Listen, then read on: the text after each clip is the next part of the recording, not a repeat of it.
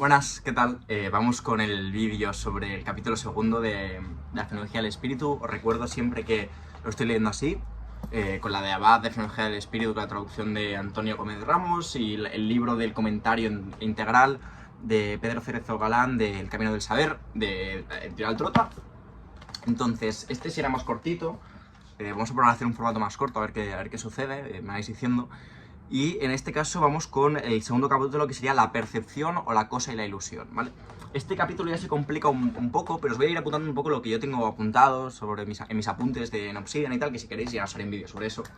Y yo tengo apuntado aquí al principio, ¿no? Como de manera preliminar, que empieza a aparecer una diferencia clara entre el nosotros, digamos, que llevamos con la experiencia, ¿no? Ese nosotros que os comentaba, el Firur, ¿no? O sea, como el nosotros que es la mera fenomenológica, que es como la comunidad de autoconciencias, que vamos acumulando experiencia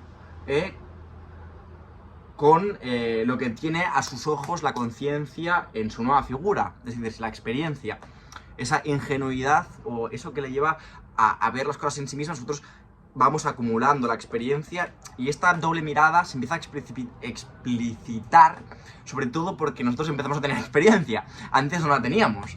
Antes éramos como estábamos más cerca de la conciencia, pero ahora tenemos más experiencia, por lo tanto, como la diferencia empieza a ser más palpable hasta que lleguemos ya como más tarde, en un par de capítulos, a la autoconciencia, ¿vale?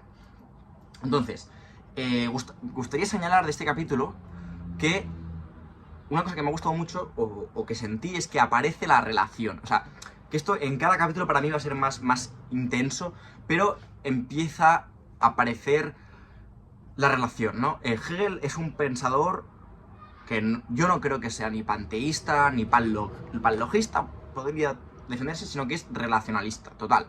Es decir, lo fundamental, el estatuto fundamental, ontológicamente hablando, en Hegel es la relación. Aquello fundamental es la relación. Eso lo vemos tanto en la vida del todo, en la noción que tiene de infinito, en la noción que tiene de conciencia, en la noción que tiene de sustancia o esencia, en su concepción lógica. Es decir, lo que permanece es el cambio, la transformación en la relación. Es lo único que perdura, ¿vale? Y eso es importante. Y la relación coge mucha fuerza. ¿Por qué? Porque empezamos a avanzar en el pensamiento. Está habiendo una abertura, ¿no? Ya estaba presente, pero en esta dialéctica empieza a tener cada vez más fuerza, ¿no? Y yo creo que ese es importante. Esto aparece aquí en el debate entre el universal simple y el uno excluyente, es decir, entre las cosas. Estamos aquí haciendo literalmente ontología de las cosas, casi esto parece escolástica, ¿no? En rollo, este objeto, que es la sustancia, muy aristotélico todo, ¿no? Hay un debate con las categorías aristotélicas, por supuesto, pero bueno, digamos que hemos ganado anteriormente la reflexión, ¿vale? Y ahora todo lo que estamos haciendo, hay como una reflexión sobre sí. Eso lo hemos ganado la reflexión en el capítulo anterior, porque por eso ya no es certeza, sino es percepción, porque hay reflexión de por medio, ¿no? Porque ya hemos dicho, ya dijimos, que el ahora está mediado, y eso hemos ganado esa reflexión, hemos ganado ese movimiento de retornar, ¿no? Y en ese sentido, pues, es una victoria, ¿no? Una cosa a tener presente. Luego empieza a aparecer la cuestión del desdoblamiento, ¿no? Una cosa que está presente en Hegel todo el rato.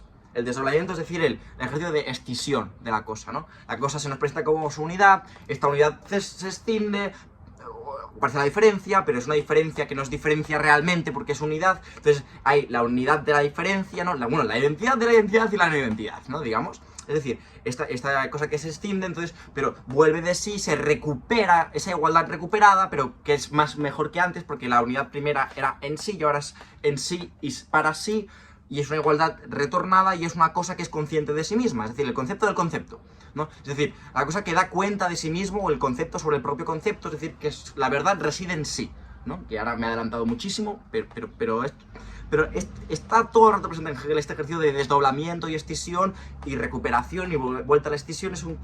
Vamos, pensado un poco, ¿sabéis el Sol?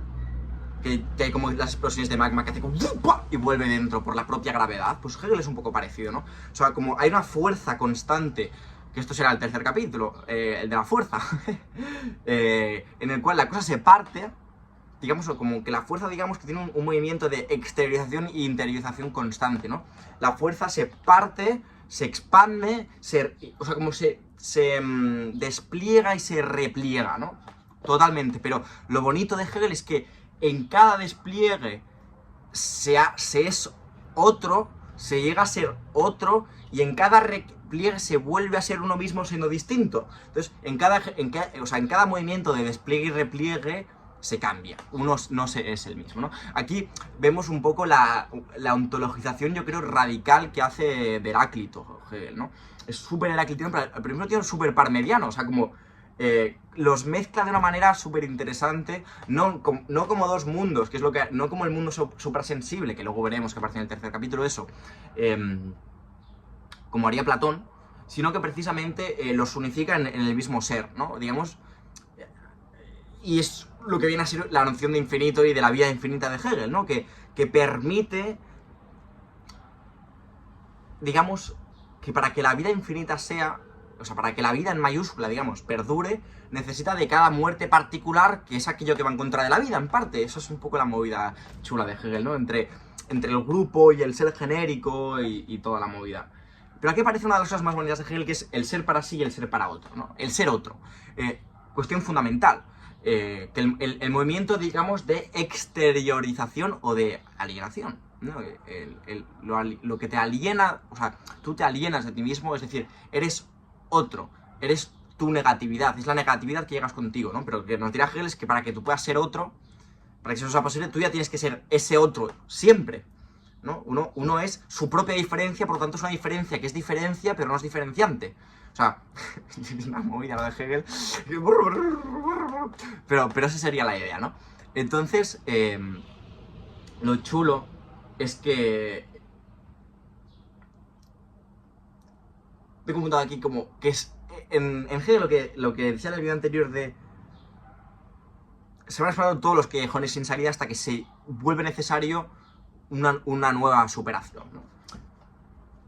Y yo tengo apuntado aquí, se exploran todos los callejones sin salida para poder llegar a decir, página 125 de la Fenomenología del Espíritu, por si os interesa, dice, en uno y mismo respecto lo contrario de sí mismo, es para sí en la medida que es para otro, y para otro en la medida que es para sí. Es decir, uno es en la medida que es para otro, y ese otro es en la medida que es para sí.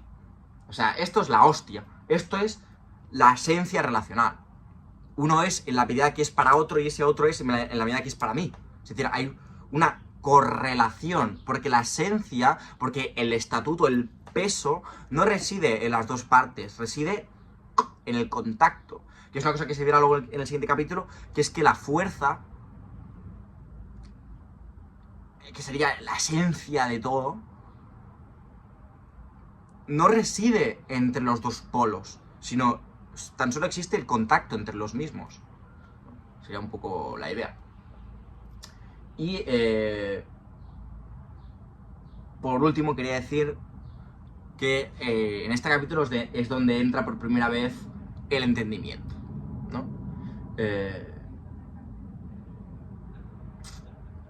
Quería decir aquí, ves lo que se decía antes de las determinidades, es decir, el límite de la cosa, puras, expresan la esencialidad, pero no son más que un ser para sí que implica un ser para otro, ¿no? Que todo extremo, toda determinidad implica su contrario para su propia existencia.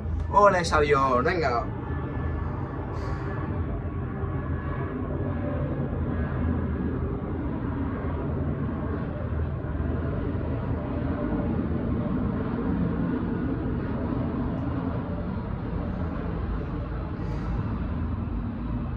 Vale. Que esto es lo que vendría a ser el universal incondicional que aparece en este capítulo, ¿no? Si lo habéis leído sabéis lo que hablo. Y por último, decir que los extremos de las cosas no son meras yuxtaposiciones, sino que son necesarias en la medida en que son para sí y para otro y se necesitan mutuamente para vivir, ¿no? El apoyo mutuo... Pero vaya, que hay una relación de codependencia, ¿no? En el mejor de los sentidos, de autonomía codependiente libre. Y eso sería pues el capítulo 2. Bueno, ya lo tenemos eso. Ya lo tenemos.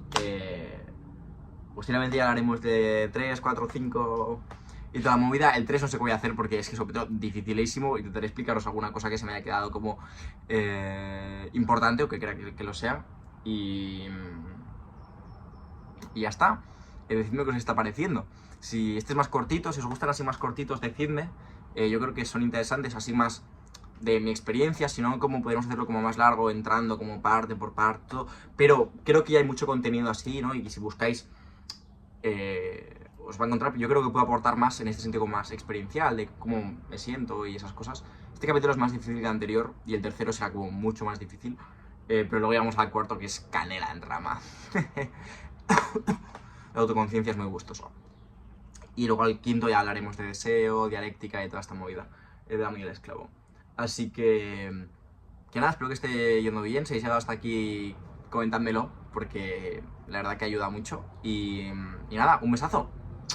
Chao, chao.